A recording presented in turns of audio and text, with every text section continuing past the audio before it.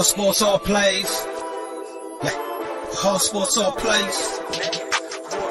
Hard sports all plays. 365, we making a plays. You talking the game, get you through the days. We're high in the court, the dime in the lane. Variety, topics, living the same. All presentation, sports information. In the airways, taking the nation. Hard sport all plays, like working your faces. Grace at the field, so tie the laces. Hard sports all plays. Yeah.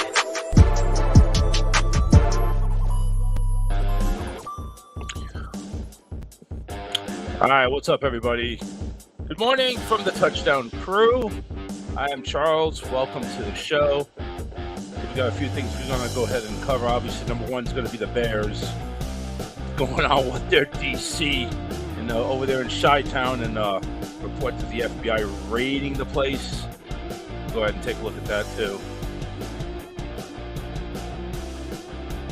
Also, we got a lot of surprises in the NFL. Surprise 2-0 teams, surprise 0-2 teams. I mean, who are the ones that you think are fake 2-0s and fake 0-2s? Like, who's really starting off poorly? We got Coach in here.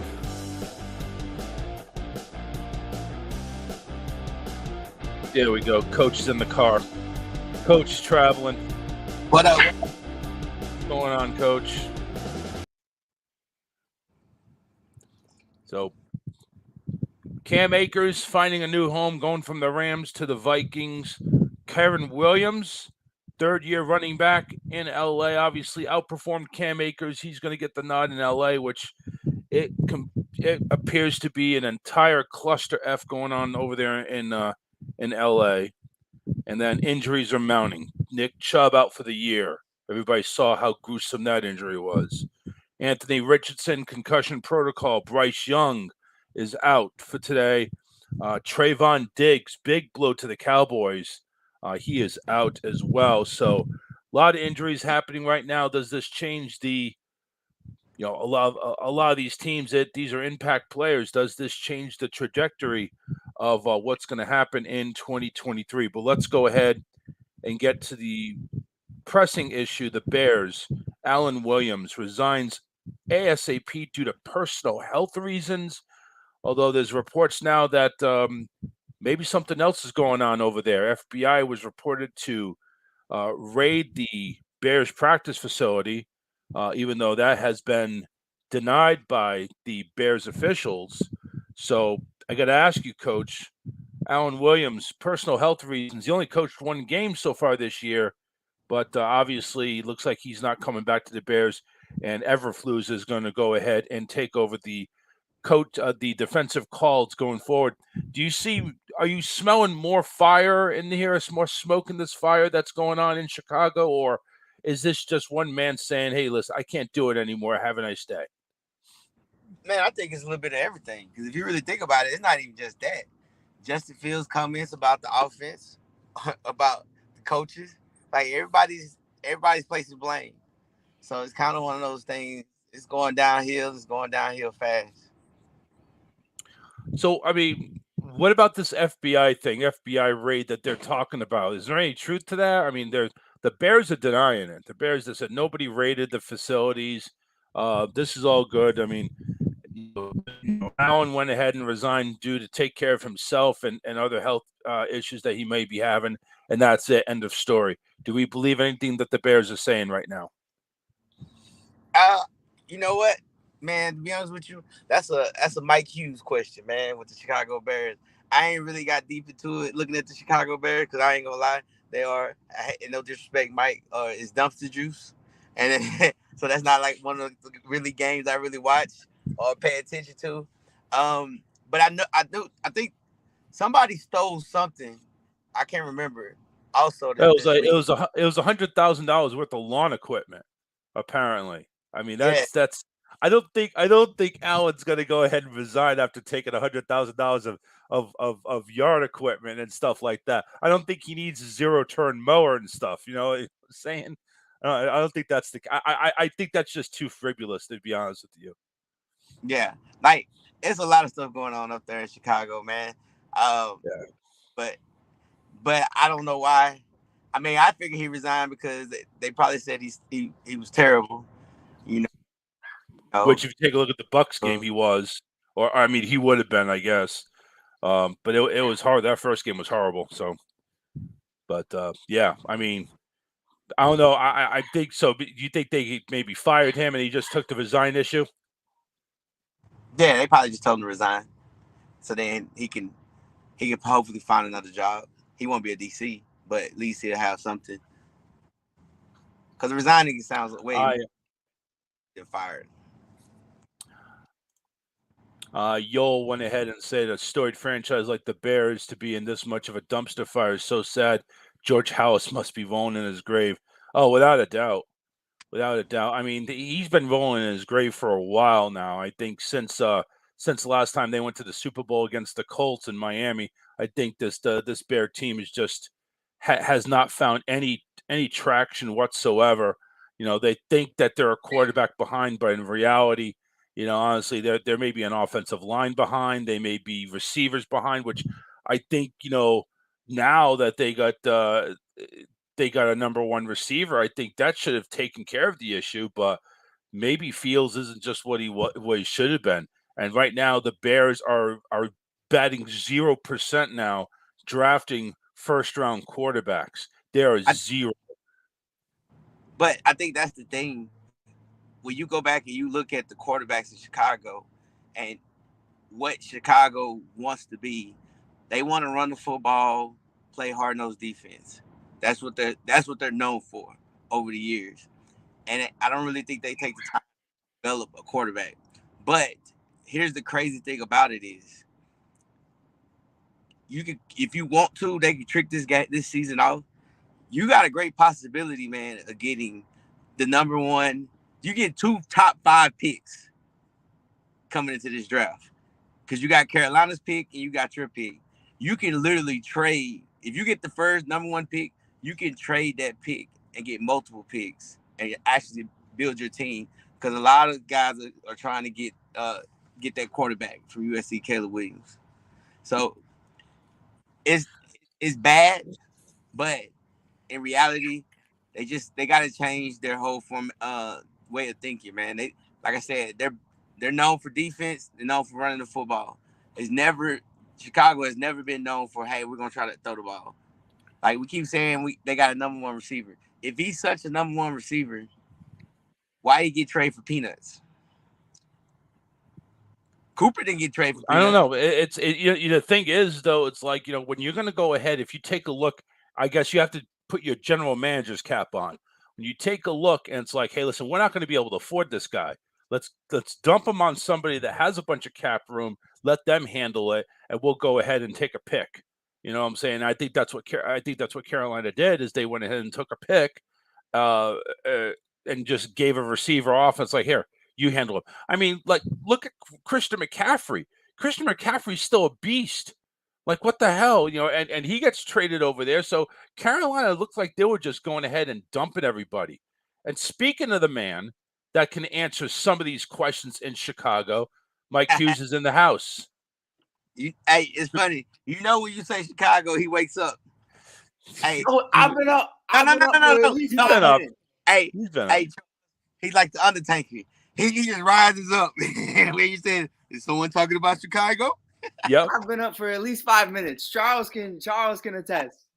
Yeah, I made a call out to Mike directly. I said, dude, you got to address this Bears situation. What the hell's going on? So, Mike, I'm going to give you the floor, man. Go ahead. What the hell's going on in Chicago?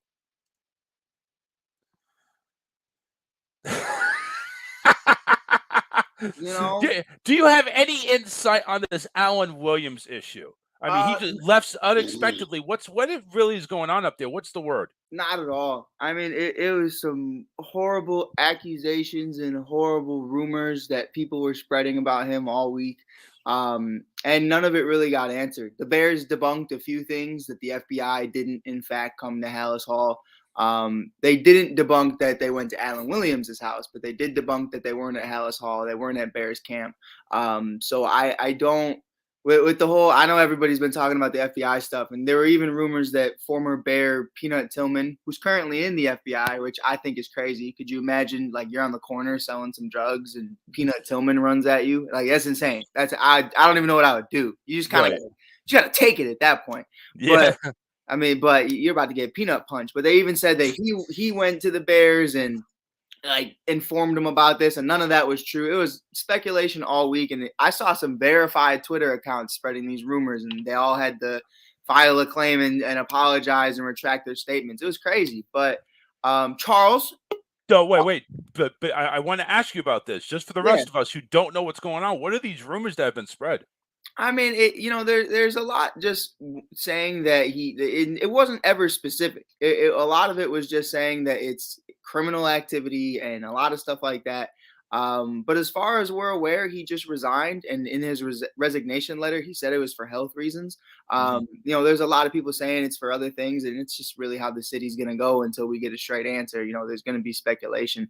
And then there was somebody in the Bears facilities who stole $100,000 worth of lawning equipment. I don't know how you walk down the street with giant lawnmowers but bunch of zero-turn mowers just being loaded onto a dump truck or something like that. We don't know what's going on. Just going down the I-90, going down the highway with the giant lawnmower, And then Justin Fields said he hates the coaches, and then he retracted it and said he doesn't hate the coach. It was like, I don't know. It was 1 foot in, 1 foot out with that. It was just a bad week. And then we got a couple guys on the IR, which coaches, it's as coaches, it's the only thing I care about. Everything else is just outside noise. All I heard was the IR stuff. Kind of heard Fields a little bit. I was like, okay, I'll rock with that. And then he retracted it, and I was like, okay, I don't rock with that. But it's just a bad week. It was just a very bad week. I think Fields needs to stand behind the trash that he talks. We got both mics in the house. Chicago Mike up north, right there, right next to me, and we got Coach Mike down there at the bottom, the handsomest man on the touchdown crew. What's going on, Coach Mike? Everything's good this morning, fellas. I'm telling Randy you said that. Yeah, you go ahead and tell Randy to said that, because Randy's like a behind the scenes person. We don't even know how he looks right now. He could have aged really badly, and we don't know that because he's not on the show anymore. He's coaching T-ball, man. It's a serious epidemic down there in Tennessee, man. It's a major epidemic. When you go ahead and suffer at T-ball, man, there's something wrong. There's something sad going on there. T-ball, Tennessee T-ball. Holy cow! Stuff. Yeah, that's what's up. Coach Mike, give me some more volume here. Let me hear you again. It's going to make sure you're up to speed here. Everything good this morning. There we go. Get the mic closer. There we go. That's what the mic is for. Yeah. You gotta take this bad boy around. And you're gonna stick it right here and maybe do a little this action. Yeah, that's right. Put it right in the mouth. Anyway, what's going on, everybody? We got a full house here on the touchdown crew. Coach Vic down the bottom right-hand corner. Looks like he's gardening. We got Coach Mike over there right in the studio wearing his Super Bowl 52 championship T-shirt. Of course, he has to go ahead and dog my Patriots. And then we got Chicago Mike right at the top there. Basically, Mike Hughes, man, he is the announcer to the stars of this ASAP cast that we got going on. He's just kicking it down. Thank you very much for joining for today, especially to talk some Bears stuff. Bears going ahead. You said there's a couple of guys on the IR. Who are the Bears got? And I mean, obviously Fields ain't on the IR. Yeah, I mean, he should be. He's well on his way. I mean, he's well on his way. They obviously already had, Coach Vic told me about this kid when we drafted him, about Tevin Jenkins, and he had not one but 2 calf strains. The second camp started, so I don't know how that happens. The man went for a light jog around the field and just out for the season. So he's been out the last 3 weeks. He's on IR. Braxton Jones is our left tackle. He's leading the league right now in flags, so I'm not upset about it, but he's on IR. Kyler Gordon's our starting corner, broke his hand against Green Bay and broke a lot of other things against Green Bay too. But, it's definitely something we're very short-staffed. And then Nate Davis had a death in the family, which is no joke, but he did have a death in the family, so he's not participating with the team as of right now. And then obviously whatever's going on with Alan Williams, whether it's mental health or physical health, whatever, or anything else. I don't care until I figure out what's going on with that. So it's definitely just a bad time. It's a bad going in the Arrowhead at all. Yeah, that's just Coach that's just a Mike bad knows. feeling right there. Coach Mike knows better than anybody. It's just a bad time no matter what's going on. So I don't even want to know how it's going to go for us today. In an 0-3 start, you guys, for the Bears, 0-3, with so much hope this year, is everything up in smoke, or is there a chance to turn this thing around? Now we trying to see who in the top 5 picks. Top 5 picks. So we're basically, I'll take it. We're basically tanking for the season. I see. I don't know if they're tanking. They're trying. Well, they don't want to look like they're tanking. They want to still, keep the fan base somewhat happy. Maybe score a few touchdowns here and there. It's not happening here, man. It's really not. And I'll keep mine short because I want to hear what Coach Vic has to say because he always gives me smoke on it. But we're not doing it. And everybody in Chicago is not doing it. They're not putting up with it. We understand. We have Carolina's first and Andy Dalton starting today with Bryce Young going down. So we could arguably have 2 top 3, top 5 picks. So that's cool. But again, no one cares because for 8 months you fed us this narrative that the North is wide open and we got DJ Moore and the kid's going to throw the ball more and it's going to be a great time. The offensive line looks better. It doesn't look better. He's not throwing the ball. Everything looks horrible. It's just as bad as it was. You're starting 0-3 and Jordan Love looks like he just put down a loan to become the new co-owner of the Chicago Bears because he's absolutely killing them. So I think, you get to this point. And I've said this time and time again with Coach, it all starts with the front office and the guys you put in power. Like the last time they hired an actual offensive coordinator that was an offensive coordinator prior to being a Chicago Bear head coach was when I was 10 years old. Bro, you got to start hiring. Like these guys are either offensive lineman coaches, they're either quarterback coaches, or they're unemployed, and they hire them. Luke Getsy and Nathaniel Hackett, they get head coaching jobs and coordinating jobs just for holding Rodgers' jockstrap in Green Bay for a few years. And what else did they do? That's all they did. They had LaFleur calling the plays. They just stood there. It's like Matt Nagy right now in Arrowhead, just hanging out with Patrick Mahomes, holding the clipboard, just having fun. He's not contributing. That's what Bieniemy was supposedly doing, and now he has a cushy OC job in Washington where people are yelling at man, this guy's too aggressive. We can't handle this. Maybe you shouldn't be in the league. I mean, you got to go ahead and make comments like that. You got to hold that crap to yourself. Yeah, I do like Bieniemy though. I will say that, but it's just at the end of the day, man. We don't want to hear none of that. We don't want to hear none of it. This is what it is. It's year 3. I remember year 1 and year 2. I was on this very show saying, "Hey, man, when year 3, year 4 rolls around, if he still looks like this, then I'll call it for what it is." We're here. I'm not in next year. I'm not in last year. I'm in right here, right now, and it looks like shit. Yeah, that's not okay. You. No, definitely not. So Coach Vic, the smoke man. Well, at least that's what Mike calls you. Go ahead and feed some smoke to Mike if you don't mind. So you off the bandwagon of Justin Fields? Nah, most definitely not. I'm going to tell you exactly what's going to happen. I'm telling you the future. Coach Mike, I got the crystal ball in my hand right now. Coach Vic, check this out. The smoke about to clear. Justin Fields is going to leave the Chicago Bears. He's going to join a team like the Atlanta Falcons. He's going to have Drake London, Bijan Robinson, Kyle Pitts. Maybe be the hometown hero, go back to Georgia. He's going to win a championship.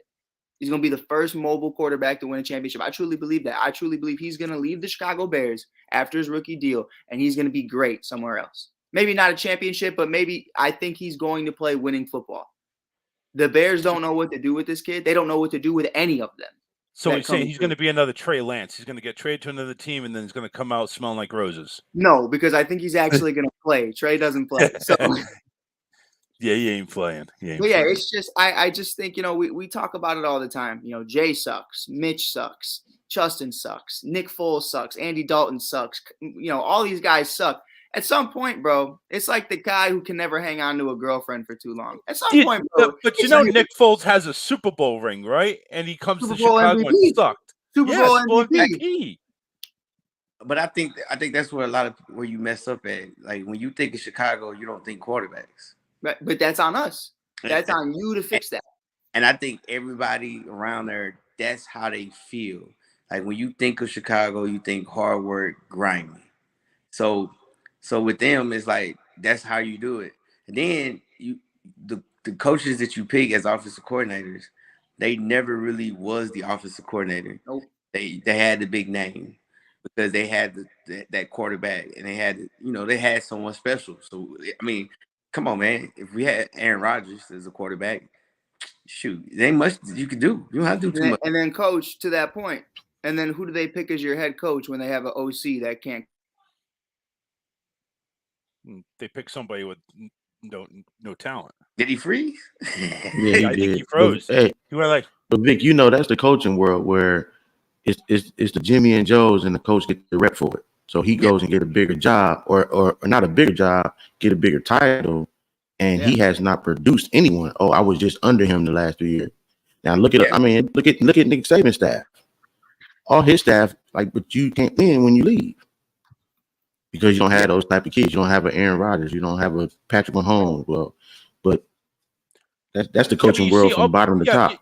Yeah, but you see all these memes on Facebook. It's like, what did Chicago trade up to go ahead and get this quarterback where they could have had Patrick Mahomes? And it's like, I think of that. I'm thinking that. And like Patrick Mahomes going to the Bears, it wouldn't have been. You're not talking MVP. You're not talking Super Bowl champions. You're talking about a toilet, and you're talking about maybe. I'm just saying. You're talking about maybe Justin Fields going to KC and winning some Super Bowls. Right. I said. It's one of those things for me, like what we saw from Patrick Mahomes without Travis Kelce week 1. That's what I think you would have saw in Chicago. That's exactly what you would have saw. You would have saw a guy who has individuals like Tony who can't catch a football, and you have individuals who just can't make big time plays. And I think we equated it, and I mean this in the most respectful way possible because I do love Patrick Mahomes.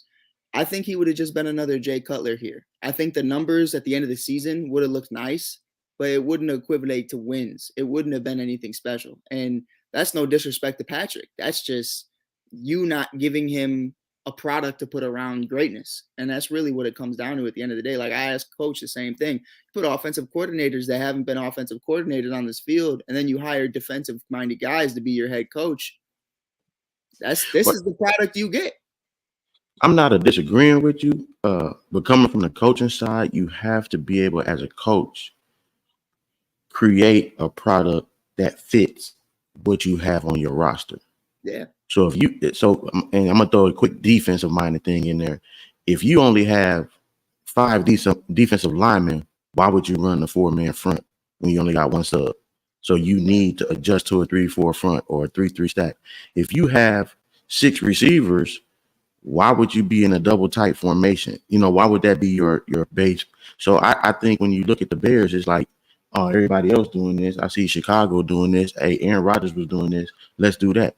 But you have a Justin Fields. Why not check to see what Baltimore is doing, seeing what everybody with mobile quarterbacks is doing, and adjust to what we have? Right. And it's just like, hey, just sling it around and save us when you can, Justin.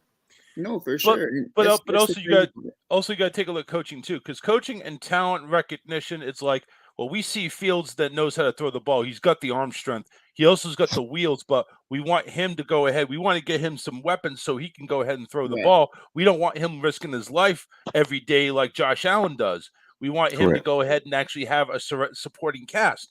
But maybe Justin Fields is just that person that's like, I got to run the ball in order to make plays. I got to do this. He's getting lonely back there in the backfield, looking for play, and he's throwing interceptions to Shaquille Barrett now. It's like, it's and these screenplays. I hear you and Fat Mike out there too, man, busting the Bears' balls about how you got this number 1 receiver and all you guys keep doing is screenplays. I've seen it with the Bucks. I mean, there was a couple of good shots down the field, but dude, that's one of the plays that was interception for a pick 6 was a screenplay. No, yeah, and it's definitely something, I've recognized, especially with Getsy. I said that last year. I didn't feel, and even coaching myself, I'm coaching high school ball now out in the suburbs, and it's definitely different. But I think something I always preach is understanding your personnel and understanding what guys aren't good at so that you can capitalize what they are good at on. And I think that's something that's so big, especially with a guy like Justin Fields. You got to understand, like, to Coach Mike's point, for an offensive perspective, like, RPOs, wildcat stuff, play action, stuff that's going to help this kid be the best version of him, stay on the field, not have to be in the pocket and overthink like he talked about earlier this week. He said, F it, I'm just going to go out there and play the ball I know. The ball I know he knows how to play. The second half of last season, everybody could say what they want. Our offensive guys were Velus Jones, Byron Pringle, and Dante Pettis. Those were our wide receiver threes. And we averaged 30 points per game as an offense over 8 games. Why? Because Justin Fields is running the ball over 70 yards a game. Yeah. That's what you're good at. Now, the screen passes, that's the crazy thing, Charles. That's the part I can't even make sense, because if you want to make him a passing quarterback, that's fine. That's neither. Now he's not running the ball. Now he's not passing the ball. You're just throwing screen plays to the left-hand hash. It's like you as an offensive coordinator, you're just irresponsible because they had a big ego that first preseason game when they threw the ball to Moore and he jetted like 80 yards. You know, it's like, oh, they can do that. We talk about that too. You know, everyone always says, and Coach Vic says it all the time, yo, preseason is just like, we're just for shits and giggles. We're just having fun. And I'm like, yeah, okay, cool. That wasn't for the Bears. That was literally what the play was, and that's literally what the season's playbook looks like. It's just screen passes. And it's like, you get to a point where it's like, bro, I thought I was like, nah, they're just saving the deep balls for the regular season. Nah, but I will say this to Coach's point, because he asked me about Fields. I haven't given up on him because I think he's not in a good situation, but I also see him making mistakes. I'm not going to sit here and just say it's on coaching. I've seen him make critical mistakes. I'm seeing him hold on to the ball too long. I gotta keep that same energy because I was way too high on Mitch Trubisky. But that's the thing about Fields. We had this conversation. I told you that when he drafted him. I said he has a long throw, throwing, and he holds the ball. Like that's always been the knock on Fields. Is that? And I think when we sit here and you look at it and we're talking about Chicago, you don't. It's like what can you do? He holds the ball long, and you just said it yourself. Left tackle's out. Oh, that's his blind side. Yeah. So one of the things is they like, all right, well, we'll run screens. We'll try to run the ball. And you know for a fact if he gets hurt, because now he's done for. Like you're really gonna be done for if he gets hurt. So I think that comes a lot in perspective of when you look at your offense and you look at guys running wide open, and now he put a target on his back because he criticized the coaches. So now you got news people. Now it's finna watch. All right, so what did you see on such and such play when that dude was running down the scene wide open? Right. Yeah. Right. And there was plenty of them last week. There were plenty of times that he just didn't notice a guy. Yeah, and I think now because you put yourself on notice. Now they're finna critique you hard, just because of that. So it's a mess, dog. It's a dumpster fire.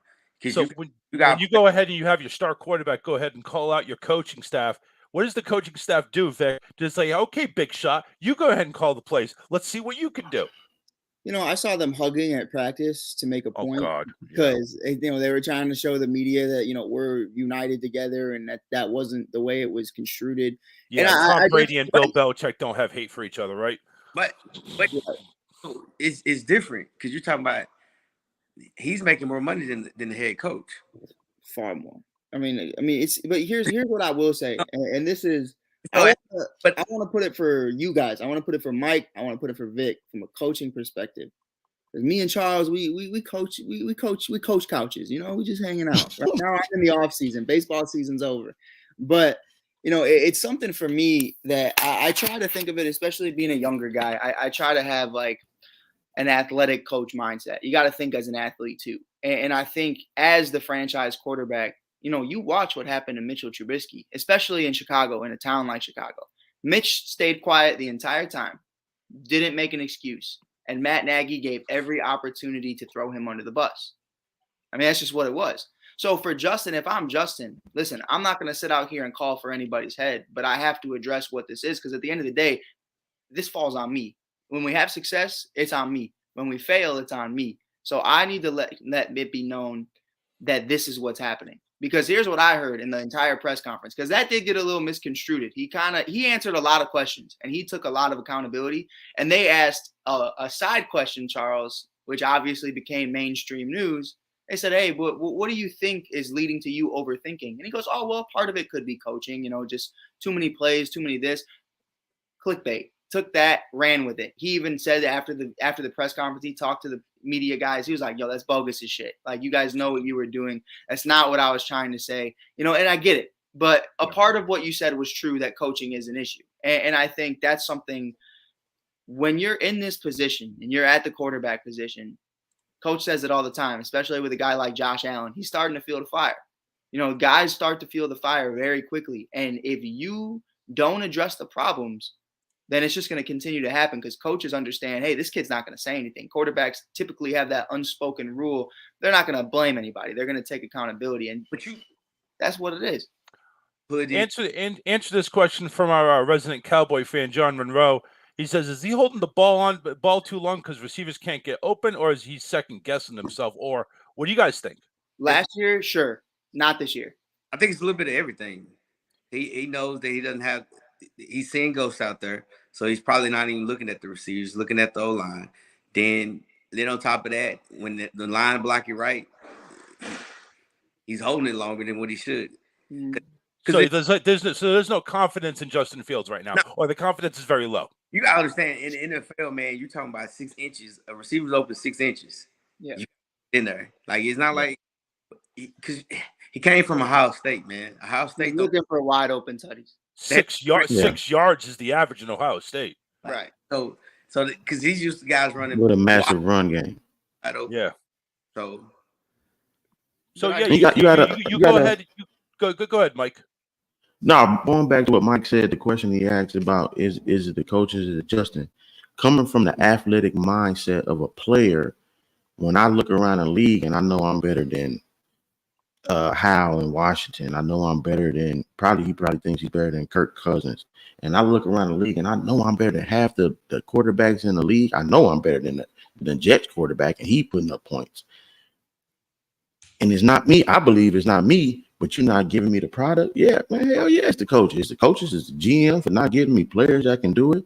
But once again, that mindset now from the coaches, like Vic said, you got to understand, and we say this in high school, in any level, even is leaving. If a receiver is even with a cornerback, he's leaving. Throw the ball.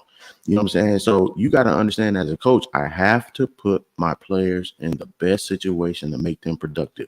Hell, we going through it right now where, man, we got all these great things we want to do in our head. And then we go, nah, that left tackle can't block that long. Nah, that guard can't get over there. Nah, that quarterback can't do that. Nah, that's too much reading. And we can't say that to answer the question now. We can't say if we can look and say, man, he holding the ball too long, but we can't see the full play. We can't see. We're not understanding what he's processing in his head. What is his read? And then you got 40, 50 different thousand coverage schemes that he might not seen during practice. So it's something new. That's something, unfortunately, that's a quarterback. You got to learn that stuff. You got to take the time to process it. But it looks like last year he had more confidence in himself. Like, hey, this is not open. That's not open. I'm running. No, he didn't take 5 seconds, 6 seconds to process.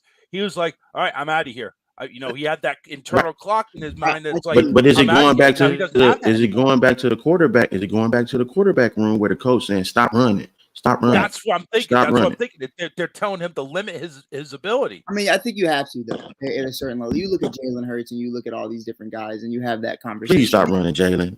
And that's what it is, though. You know what I mean? Like, when Jalen first came in, and that was the situation that was, before Devontae Smith became acclimated, before you bring in A.J. Brown, before Dallas Goedert, before all these other guys, you have that conversation about, hey, man, just let him do what he does. You know what I mean? Even Lamar in his MVP season, limited wide receivers, limited pieces offensively. Do what you do. But now you have, Flowers. Now you have Odell. Now you have Andrews. Now you have all these guys. Okay, now take that first look. Try to be a quarterback first. And that's a conversation. Last year, Justin knew, man, let's be real, coach. Pettis ain't open. Let's be real, bro. Pringle ain't open. Like, I'm gone. I'm taking off. I'm getting 1,000 yards. But this year, you got DJ Moore. You have Darnell Mooney. You have Cole Kmet, Robert Tonyan, Chase Claypool. I don't even. We're not even go there. I got my fantasy team. I'm about ready to go ahead and call a hit on him. My point in that is, like, you got to have that conversation with yourself where it's like, we need you to be the best version of you. And I think doing that You still got to be a mobile quarterback. You still got to do what got you into this league, that got you into being a top 15 pick. But at the end of the day, that 6-yard gap that we were talking about earlier is gone. You get 6 inches at best. And you need to start to recognize that, because I see him looking at shots wide down the field, even 2 yards. It's not big enough. So he holds on a little longer. Bro, hit that shit. Mike, Anthony is telling me, do you think Justin Fields understands the playbook? I don't think Luke Getsy understands the playbook. I mean, if you don't understand screenplays, bro, you can't be in this league. So that's all you're calling. Oh, that's right. Run the ball, screen pass, punt. I get it. Yeah. We are doing an extended version of the Chicago Bears thanks to everything going on. They're an 0-2 team. Does it surprise anybody here on this panel that they're 0-3? But does it surprise anybody on this panel that the Bears are 0-2 right now? No. Everybody, we all thought this was going to happen, right? 0-2. I don't. The fan does. I don't think nobody picked them. Did anybody pick them the first 3 weeks? I think honestly, I did. I think I picked them against the Bucks. I think everybody picked them against Green Bay. Against the Bucks. No, I didn't. A lot of people picked them against Green Bay just because you have the hype throughout that season. No Christian Watson. You know what I mean? Like Jordan Love's first real start. Everybody was like, we thought Love was going to get cream pied by the defense. You got to win that game. You got to win that game. I mean, it's at Soldier Field. You got to win that game, and they just got completely dismantled by it. And it's like you were looking at a 2-0 start heading into Arrowhead, and then it's like, okay, cool. Like this is when the real games start happening. Now it's going to be a problem. Now it's a problem. It's a problem right now, and it's about to be a bigger problem today. It's going to be a bigger problem tomorrow. It's going to keep going. We got 2-0 teams and 0-2 teams. I want you guys to tell me what one team out of each of those do you think is not a true 0-2, like some team that should have been better, or is not a 2-0 team, some team that should be worse. I'll start it off first. Cincinnati, definitely 0-2. I think they should be better. And I'm going to go ahead and say I think the Atlanta Falcons being at 2-0, I think definitely should not be a 2-0 team. What do you guys think? Is anybody shocked about that division? Anybody 2-0? Didn't they play 2 divisional games? Who did Atlanta beat? Who? Atlanta? Oh, they beat New Orleans and Carolina. Green Bay and I think they. That's right. They beat Green Bay last week, and Carolina. And who was the first? Coach Mike, Atlanta beat Green Bay. All I want to do is beat Green Bay, Coach Mike. Desmond Ridder beat Green Bay, Coach Mike. Ridder is nice. Tight end is solid. So all right. Wait. Let Coach Mike answer this one real quick here. Mike, who do you think so you think Atlanta's a legitimate 2-0? I don't think they're a legitimate 2-0. I just think, like you said, you beat a Green Bay team who is trying to find themselves with Jordan Love, but I like Jordan Love. And then you go and beat Carolina. So did you does anybody see here a Washington 2-0 team actually a legitimate 2-0? No. I think they're shocked. That's a shocker because everybody was going to see what Bieniemy could do and how he would manage that team. And then with them crying about his toughness, so it's like, oh, it's paying off. Now you got to buy in. Yeah. We got Minnesota. Minnesota's 2-0. So Minnesota. I don't think so. I don't. John, you have to pick a 2-0 team and an 0-2 team that you think is not deserving of an 0-2 or a 2-0 start. You pick 2 0-2s. So we need one of each. My question is, before y'all say the Vikings, y'all expected them to be 1-1 or something, or yeah, or you expected them that could also be in the conversation. Like I at least thought Cincinnati would win one of their games. You know why he said that, Charles, right? Just to bust my balls? No. Look what he got his shirt on. They played I mean, they did play somebody last Thursday. They wasn't gonna win that one. Because if we're doing that, then we can say New England is the same way. I mean, listen. Never mind. Anyway, Vic, who's your shocker? Who's your shocking 2-0 team that you thought would not be there? I don't have one. All the 2-0 Like, teams you think should be 2-0. Yeah. Because I always we was talking about OCs and everything else. Don't act like Washington don't have no receivers in the running game. Like the question mark was the quarterback. So I kind of figured at least these first 2 games they're gonna do their thing just for the simple fact of the matter. No one has nothing on them. Like for me, it's more so that week 5, week 6 when you see film. Because you don't have anything. You don't know. You don't have tendencies. It's only been 2 games. So like the 0-2 teams, if anything, you might say the Vikings should have been 1-1. I agree with Mike. Cincy always starts out soft, and then now that Joe Burrow's hurt, it really didn't shock me because once I hurt his calf and he ain't take time off or rest, they're not gonna do anything because Cincy likes to throw the ball deep. He can't push off that leg. So I kind of figured them to do that. That's why I had them losing. I mean, you want to say a shocker, Baltimore right now. Lamar Jackson throwing the football. He's making the right reads. I don't even think has he ran for 100 yards yet? I think it's pretty close. Each game. But I think those are the things. I'm not like right now the records. I'm not really shocked with none of them because a lot of it is the teams that are 2-0 like the Falcons. You didn't really know what they were going to do with what they have offensively because they're very talented receiver. They got a receiver, tight end, running back. New quarterback, so you don't know what he don't know. Quarterback. And so a lot of it is same as Washington. Washington has everything. You didn't know what Sam Howell was going to do with Eric Bieniemy. Vikings, we knew the offense was going to be good, but they ain't got no defense. So it's kind of one of those things. I'm sitting here, I'm looking, I'm thinking, I'm like, the people that we had 0-2 is 0-2. My picks wise. Because Cincy's gonna mess around. They'll be 2-6 or 2-4, 2-5 if they don't rest Burrow. Because he ain't gonna get better. Right. He's gonna get worse. It's gonna keep. Yeah. Well, that's why they also signed AJ McLaren from the XFL because there's a possibility that they just need to go ahead and give him a break. He may not be looking very good, which is probably half the reason why they're 0-2 is they're just not looking good. So, but that's another thing too. Injuries are hampering all around the league. Nick Chubb out for the year. Yeah. No, he's done for the year. Anthony Richardson, concussion protocol. Bryce Young is out today. Trayvon Diggs, bye-bye for the Cowboys. Now, Cleveland went ahead and took back Kareem Hunt, thank you. And Trayvon Diggs down for the Cowboys. What do you see for the Cowboys? Does Trayvon make a difference? I mean, a huge enough difference to where they may lose a couple of these games without Trayvon.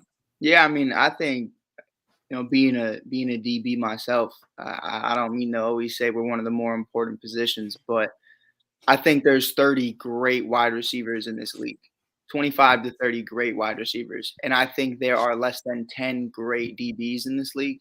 I think there are so many more wide receivers you can get, whether that's free agency or drafting a kid later in the rounds versus creating an actual homegrown number 1 lockdown corner. It's damn impossible. I mean, guys try every single year to replicate guys from the past, and it's just really hard.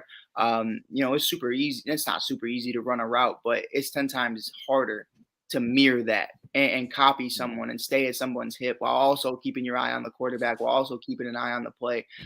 This is a devastating loss for the Cowboys. And I think Eagles fans are probably, very ecstatic about that just because you have that conversation about how good the defenses look throughout the first 2 games and understanding what Micah Parsons and this team could be if they're fully healthy. And obviously, Coach Mike, I'm going to give you some love. That offense is always going to remain limited with Dak at quarterback, but defense can carry you to a championship. We've seen it before. So the fact that you lose Diggs in this momentum, in this moment, this early in the season, it's catastrophic. I don't think there's anybody. We talked about Kareem Hunt. You lose Nick Chubb, man. plug in another running back, maybe you get the same points every day. You're not going to get the same explosiveness. You're not going to get the same athleticism, but you can still get the yards. With a corner, you can't just pick up Eli Apple in free agency and say, go beat Trevon Diggs. That's just not going to happen. So I think it's a huge loss, and I don't think they're going to be able to fix that. Mike, go ahead. Coach Mike. I'm going to say it's a loss. Reason being, Diggs is acceptable to double moves. He does get beat. Now, if that other guy on that defense get hurt, the season is done. Parson makes every cornerback look good. So I really don't think Diggs is going to – I don't think Bland is going to be a big difference. Parson makes Bland – don't make Bland look okay. He's not going to beat Diggs because the speed is different. The speed's going to be different, but Parson allows for cornerbacks to be great. Go look at 90% of your awesome DBs. Take away about 3 or 4 because they're just phenomenal. All of them had a D line that was yeah, or a D lineman that just caused havoc. You had to double team, which allowed others. So I'm throwing names out there. I like Tiki Rondé Barber, but look at the D line he had. Al Harris that played for the Eagles in Green Bay. Phenomenal D lines. So, but Al Harris gets a lot of credit for what he did. But quarterbacks had to get the ball in hand real fast. Michael Parsons makes quarterbacks get the ball out their hand. So you're covering as a DB for 2, maybe 3 seconds. So that makes a difference. I like Diggs. He's a good cornerback, but he's susceptible to getting abused. Has a lot of film of getting beat. A lot of film of just bad coverage. So it's pretty much a teamwork aspect. If you got pressure on the quarterback, Trayvon is awesome. But if you're allowing that quarterback 3-4 seconds to throw the ball, Trayvon could get rusted. Yeah, especially if he watches any film and they see that, if he's, and it's a process. We like to throw slants. But when we going to come play him, he's going to jump that slant and we're going to get him on a double move. And that's not going to take 3 seconds. So Diggs is okay. It's a loss because of the name, and he does go to the best number 1 receiver. So that's going to be a problem. But Parson is going to help Bland look okay. Coach turned his camera off. I think he's going to the bathroom. So let's go to the can with Coach. What do you think there? No, well, I'm not. Hey, I'm with Mike. I'm with Mike with that pass rush. It helps Diggs out because if you know one thing about Diggs is an in-phase kind of DB. He doesn't play out of phase. So when you play interphase, you're gonna get beat off the double move. But he also knows I can play in phase because the simple fact of the matter, you ain't got that much time to throw the football. So it kind of they all work hand in hand. Like Diggs and Parson, that pass rush makes Diggs better, and Diggs makes the pass rush better because he plays in phase. So yeah, makes the quarterback hold the ball. Yeah, he has to hold it because you can't throw quick, and that's what made him so good. The team so good. You can't throw it quick too much because he's in phase. You know what I mean? So it's kind of like that's the biggest loss. Now, depending on, like I said, I hadn't really looked at the backup DB because he was a slot player. Now he's going to the outside, so that's a bigger adjustment. Darren Bland, I think it is. Yeah, and try to figure out his last name Bland. I can't think of the first name. Yeah. So they might. It depends on how they want to play it. They got the skill guys, but at the end of the day, you have that pass rush. So it's kind of one of those things. They're probably going to get to that point where it's bend don't break. Because again, the biggest pickup, I think, when you talk about draft and you talk about free agents, I really truly believe, and me and Coach Beckett, we talk about it. And I'm not even a Cowboys fan. I truly believe they won the draft and they won free agency with the guys that they picked up to fit what they need to do defensively and offensively. Because now you have it to where Parson can be all over the field because you got a linebacker, you drafted, you got a D lineman, then you got him another. He's a defensive EVP. The DB? He's not what he used to be, but he can still teach and bring a lot to that team, a winning mentality, which what they're missing. Yeah, for sure. I think, when you talked about that too, about, going from slot to obviously being on the outside hash is, it's a whole different world. It's a whole different world. When you're in the slot, you're just vibing, you're having a good time. But when you're on your own little island against guys like Jamar Chase, Justin Jefferson, it's a really big adjustment. So I think, I'm not going to sit here and say I've watched the kid's film and I can say whether he's going to be able to make that adjustment or not. I think only time's going to be able to tell. I'm excited to see what he could potentially do.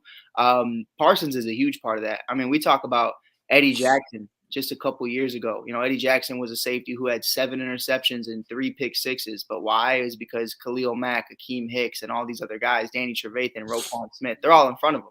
Now Eddie Jackson on the Bears, I mean, the man looks lost out there because you don't have a pass rush. So I definitely agree with both of you guys. Like, it's really critical and it's really important. But I will say, to Coach Vic's point, and that was the part where I'm really more on it, it's like when you put someone who all of their life they've played in the slot, and not even all their life, mainly just all of preseason, all of training camp, all of OTAs, you've been in the slot, and now you're going to that island. I think it's definitely going to be an adjustment, and maybe throughout the entire game, it's not a bad look, but it's a game of inches. And I think, game on the line, 5 seconds left, you got the slot corner playing outside, and he's going to one-on-one against Justin Jefferson. That could be game right there. And that's one of those conversations. And Diggs gets beat all the time, to be open. I still think Diggs is a better receiver than he is a corner. But I think at the end of the day, you have that conversation and you say, is this going to potentially be an Achilles heel for this defense? I think it's definitely possible. But it's been balling. I mean, let me ask you this, Coach Becky. Would you keep Bland in the slot when people go 3 receivers and then just bring another guy and play outside corner? That was So you gonna be won't my have- question. you're not- I don't think Bland would be the biggest problem. I'm like, who is that 4th or 5th of whatever position cornerback based on what your depth chart look like? Who is that guy to come in and take Bland's spot? That's the one you got to worry about, because now I go, and I'm gonna tell you what, me as an Eagle fans, when I face him, he playing, I'm going Devontae and Brown on the same side. Yeah. And now I got my backside mandatory single coverage because you got to double on that side. And you have to keep somebody in the box for Jalen in the run game. So now I'm putting your best, your 4th or 5th best cornerback in slot. Or if you're doing that, I'm gonna find out. I'm trying not to coach, but once I do that and I motion Devontae Smith, now I know if you're in man zone, which everybody know why they do it. And now I got either your 4th or 5th best cornerback on Brown outside by itself. So it's the guy behind Bland everybody needs to be considering who may be the downside to causing problems in that back end. Because who name me a team that only goes 1 tight end, 2 receivers? Everybody. Do you really have to ask that question? And we throw a screen pass. Screen pass. That's their offense. Let's move on here. So a couple of transactions, obviously. So Kareem Hunt now in Cleveland, of course, replacing Nick Chubb. Cleveland at home against Tennessee. Do we see any slowdown of the run game in Cleveland thanks to the switch of the backs? No, says Mike. Coach Mike, you stay. Kareem Hunt replacing Chubb. Any change in the Cleveland offense? You think they're going to be okay? No, it ain't. I think It don't matter about the I think Kareem Hunt starts. He knows offense already. He knows offense. Nah, he's not gonna start. And I don't think He's not gonna it's start why not? because He knows offense. He ain't been doing nothing. He's just been hanging out the last 3 months. You think hey. he ain't been working out? I think he's been working out, but is he ready Mike. to get on some pads and play Mike. 4 quarters of football? Mike, don't sit here. You've been working out, but you can't go out there and run a 5-minute goddamn mile. It don't matter.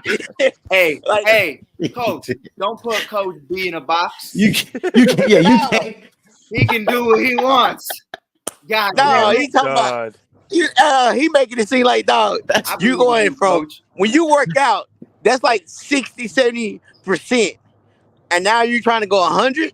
Nah, dog. That's just All right. another But- injury. No. But He the- was. hey, to answer your question, Charles- I get the joke. Is he going to? Are the Browns going to be okay at running back with Hunt back there when You know he what? is ready? You know what though, Charles? No, I don't know. Let me say this: they're gonna be fine regardless at the running back. I mean, oh boy, still the other backup ran for almost 100. He ran for 100 yards. He can't hold They're on to the not ball. bad. It ain't the running game. It's goddamn Deshaun Watson. Okay.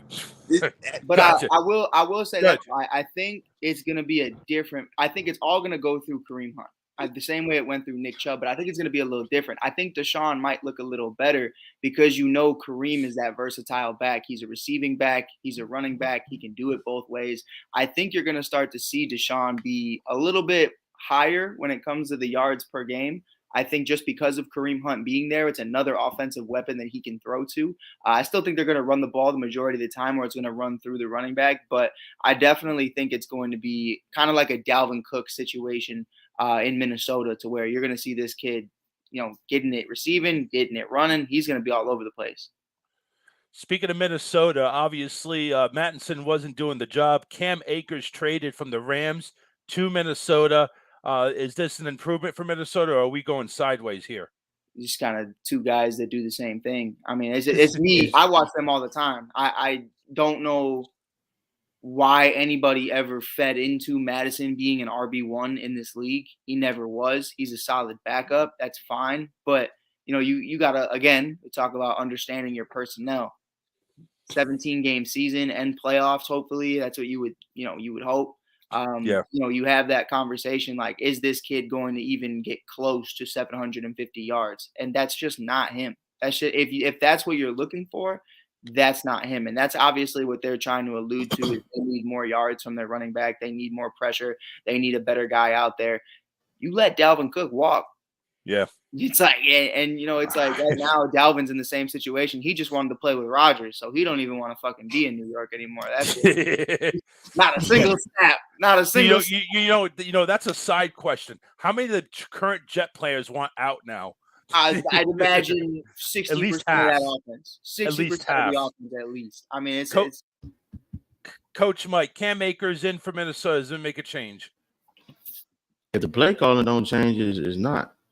I mean, especially around the NFL, everybody believes any running back can step in and do what any other running back is doing, which is not true, because you have running backs who are good with the zone system. You have running backs who are good with gap systems, which means, hey, I can press the edge, and when I see a cutback, I got the vision to see it. Like I don't think a kid, let's say like a Miles Sanders, he's a zone. He's perfect for the zone. He can cut, skip, jump, a cut. But you say, hey, we're going to go I formation. You coming downhill. We're not doing anything else. And you'll be like, man, he's not the same running back. I don't know what kind of running back Matthias is, but Akers, I think he was a system running back when he had all those receivers and everything around him in L.A. He's got it again, though. You got Jordan. Yeah, he's got it again. You got Jefferson. Yeah. But the thing is, his cousin's going to check out of it. His cousin's going to check out of it, the runs, and throw the ball, because I still think Davin had juice. I still think Cook is a good running back, but you don't get exposed because, hey, QB1 keep checking out. I got Diggs. Yeah, man. I mean, not Diggs. I got Thielen when he was there. I got this receiver. I got that receiver. And yeah, shoot, if I'm looking to the sideline and I got that matchup, I got Jefferson. Yep. That's 1-on-1. We won that one. I got Jefferson. Yep, that's 1-on-1. I won that one. Why run the ball? He's going to catch 2 out of 3 if I put it close enough. So why run the ball? All right. Coach Vic, any last words on that running back situation, or do you say your piece? Who cares? Yeah. And I say who cares? That's fine. Like, let's go ahead. No. You're gonna, hey, they can't stop nobody. Look at you. Go ahead. No, they can't. No, I'm just saying. Like, true. They can't stop nobody. So what are we arguing? We debating on they trying to control the ball more? Maybe. Like they putting up 21 plus points. Right. Yeah. All right, let's get to these picks here. Let's go ahead and start off. Okay. Go ahead. You're right. Go ahead. I ain't gonna say nothing. Because he know me. He know me. I'm like, yeah, you can score points, but you're allowing your defense to consistently be on the field. At some point, they're going to give up points. Slow the game down a little bit. Just attach. Run the ball. RTB. What are points? What? What's that? I don't know. I don't get those. I do know they are 6 for a touchdown, 1, 2, and 3 in the XFL for. I don't do dude. Screenplay. Punt. My punter is awesome. All right. Never heard my punter's name so much in a year, bro. It's only week. Let's go ahead and close out this the show here with our picks. Let's go ahead and start off in Baltimore. We got the Colts going up against the Baltimore Ravens. Colts out with Anthony Richardson. Ravens out Odell Beckham as well. I'm going to go ahead and say Ravens, of course. I think they win. Baltimore. Ravens. Get paid, young man. Get paid, young man, get paid. So, Chicago, I'm Mike, picking. you want in on this? I'll take Ravens. Ravens, okay. Minshew mania. Don't What did you believe say? it. No, I was asking, was OBJ was out with the ankle? There's a couple. It just says he's out. They got a couple Okay. receivers out. They got a couple out. I'm taking the Ravens. I was just asking. Yeah. All right, let's go ahead into Cleveland. Of course, no Nick Chubb, and I guess if Hunt is going to play, it's going to be on a pitch count. But anyway, Tennessee at Cleveland. Not really many inactives. Greg Newsome on the Browns side is going to be inactive, but I'm going to go ahead and take Cleveland. I think Cleveland takes this one. I think Cleveland gets it, and I think Hunt rushes for 100 yards. I bet the young one. I bet the young one has more yards. That Coach, who do you hold on to think? the ball. Cleveland. Cleveland, Chicago, Mike. Yeah, I take Cleveland too. I will tell Coach Vic though that Ford kid, his only knock is he can't hold on to the ball. So he had a great week last week, but I'm curious to see if that comes back into it. Mm-hmm. All right, our next game is in South Florida. It is the Denver Broncos 0-2 under Russell Wilson and Sean Payton against the Miami Dolphins without Jalen Waddle. So I'm still thinking Miami pulls it off. Miami. Coaches, okay, Miami. Coach Mike, we going to stick with the Broncos on this one, or we going fish? I want to, because you can double the cap without Waddle, but I'm gonna take the Dolphins. All right, Dolphins on there. All right, everybody. I don't know everybody's picks, so I'm not even going to go ahead and ask this one. Patriots and Jets. All you guys taking the Jets, right? No, I'm actually gonna take the Patriots. Do you know I have a fun fact for the show today that I saw on the TV? Yeah, 0-2. Last time they went 0-2, they won the Super Bowl. I know, but it ain't happening this year. It's been 28,028 days since the last time the Jets beat the Patriots. And I said, wow. They're going to beat them today. Wow. Coach Vic. Patriots. Wow. Chicago Mike, you going with everybody? You lone wolf in it? I'm going to take the Jets. Okay. Lone wolf in it. He is. Jets. It's okay. All right, let's go to Washington, where the all-star Sam Howell is taking on the Buffalo Bills. Sam Howell, I think, has made a note that he is better than Josh Allen. No significant injuries on either side. But I am going to have to go ahead and take the Commanders.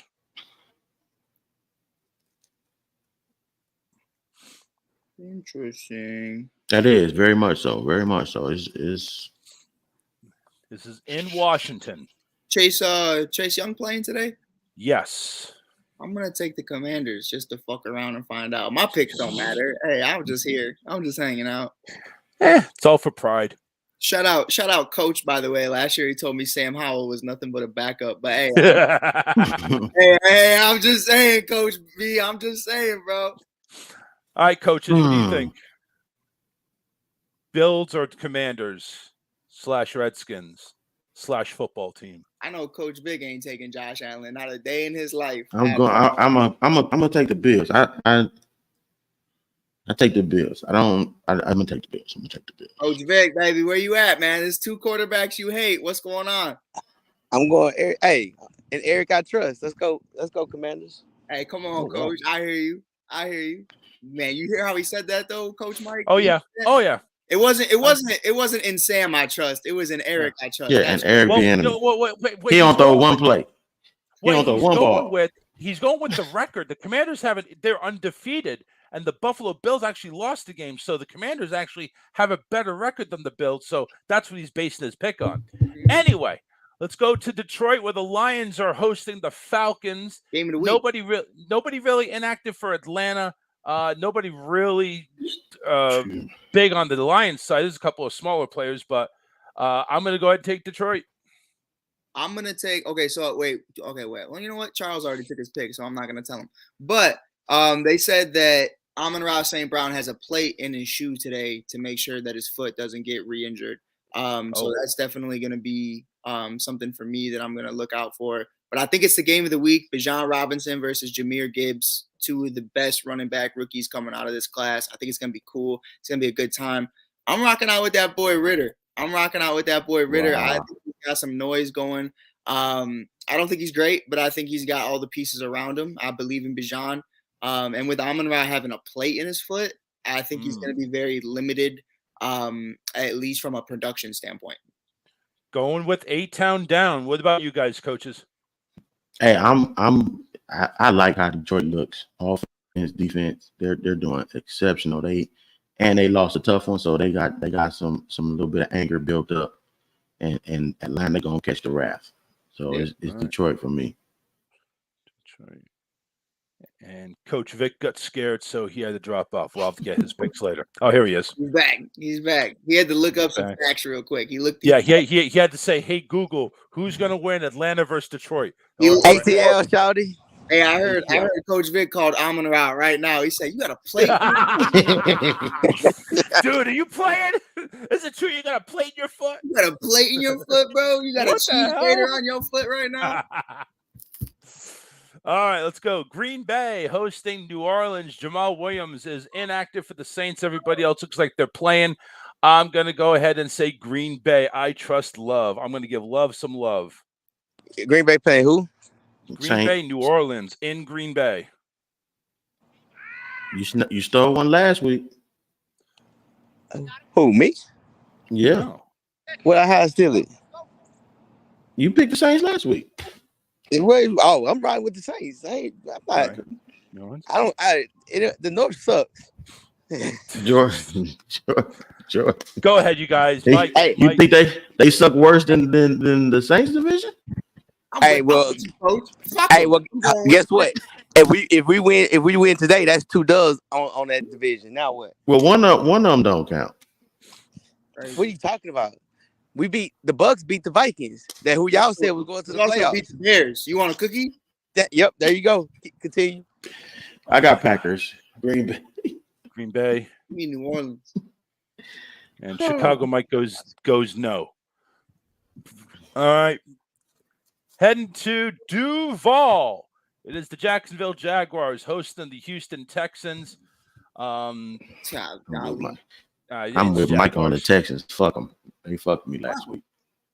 Fuck them. You picking who? Who you picking? I'm picking Jaguars. Texans beat me last week. Jaguars. I'm always pick the Jaguars. I'll never pick the Houston Texans in nothing. Mike, you said Jaguars? Mm-hmm. Yeah. Okay. All right, everybody picking the Jags. That's good. All right, let's move on here. Minnesota going up against the Los Angeles Chargers. Austin Eckler is out. Minnesota got Cam Akers. I don't even know if he's playing. If it is, might be limited. But I'm still gonna go ahead and give it to the Chargers. I'm taking Minnesota. I'm taking Minnesota easy. I think I looked at their secondary and the Chargers and how that's really affected them. Yep. I think they just don't. I think they got the players. I don't think they got the play calling. And I think when you have Jordan Addison, T.J. Hawkinson, and obviously Justin Jefferson, it's just going to be too much. Oh, maybe. Coaches. Vikes. Both you Minnesota? I don't know who you got. So, Coach Mike, you got Minnesota? He got Chargers. He got Chargers. He got Chargers. This guy, he's just trying to get them wins piled up. That's what he's trying to do. He's trying to separate himself. Who do you think he's trying? Oh, what do you think this is all about? Come on now. Hey, and if it works, cool. If not, you're gonna separate yourself in a bad way. You're gonna be. Yeah. Well, that's how it works sometimes. I know that firsthand. We're gonna go to the team of the 12th man. That is the Seattle Seahawks. They are playing host against the Bryce Young-less Carolina Panthers.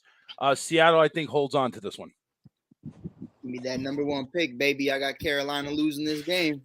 Seahawks. Seattle, Seahawks. Seattle. Everybody picking Seattle. Give me that pick. 0-3. 2 0-3s. Mike. Caleb Williams, Marvin Harrison Jr. It's coming. Watch. It's I coming. gotta see how bad he looked like. He got an ankle sprain too. Man. All right. It ain't gonna. I don't think it's gonna be done, but it's a little ankle sprain. First game without Trayvon Diggs. The Cowboys going into Arizona to take on the Cardinals. Even without Trayvon, give me Dallas. Dallas. Dallas. Yeah, I picked them too. Dallas could not show up and still win this game. Yeah, I know. Correct. Dallas all the way across the board. How about Dobbs, though? Sweet. All right. Chicago Mike, your game. Nobody really except for Kareem out. It is the Bears in Kansas City to take on the Chiefs. The good news is there's no Nick Bolton out there on their defense. Oh, no, really? Serious. man. He is inactive Man. today. I'm ready. But This is a game changer. We're still taking KC because I don't see Kelsey on the inactive list. Play Kelsey, you win. It wouldn't have mattered, even if Kelsey didn't play. If that boy Patty out there, it's raps. Chris Jones out there, it's raps. I'm taking KC. Coaches, Chris off same us. thing. Yeah. KC. All right. God bless you, Justin. Let's go to Vegas, where the Steelers come into town to take on the Raiders. No gunner for these Steelers. That's pretty much it. I don't think that's going to be much difference. We're going to go ahead and take The Raiders. I think the Raiders are missing Chandler Jones too, no? Yeah. On defense, they're missing Chandler Jones, but that's personal. I'm gonna go Steelers. Steelers. I'm gonna go Raiders. Raiders. Yeah, I'm gonna go. Mike's going Raider. I'm gonna go with Mike. All right. 3 Raiders, 1 Steel. We got 2 Monday nights again. Really? 2 Monday Nighters. The hell? Why is it not giving me them? All right, hold on a second. They're giving one to Peyton, one to Eli.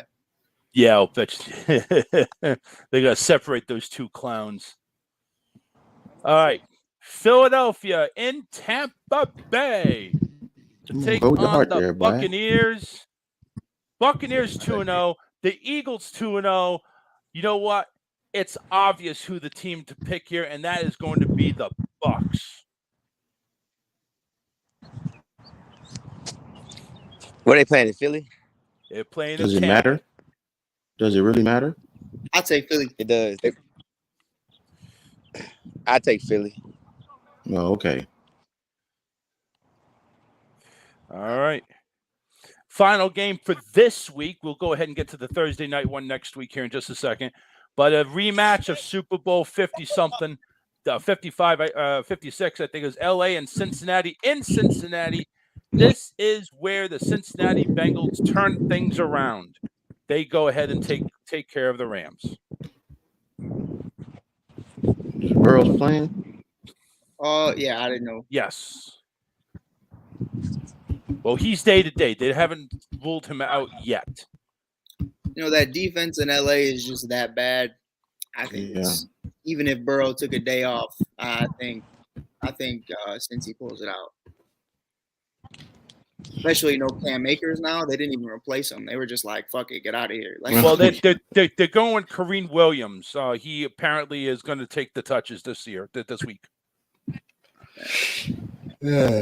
Coaches. I take Cincinnati. Coach Vic, I go are you Vic. in on Puka? Am I what? Are you in on Puka? Oh, Puka. Yeah, he's give me in the Cincy, Pooper. dog. Cincy. Punta, what's his name? That man crazy. Puda Nakuda. Nakuda. Telling you, he's going to be big. He's going to be big. Yeah. All right, Thursday night game next week. It's the Lions and Packers in Green Bay. It's in Green Bay. I'm going to take the Packers. I'm taking Detroit. I'm gonna take the Packers. I think Christian Watson's back. Aaron Jones will be back.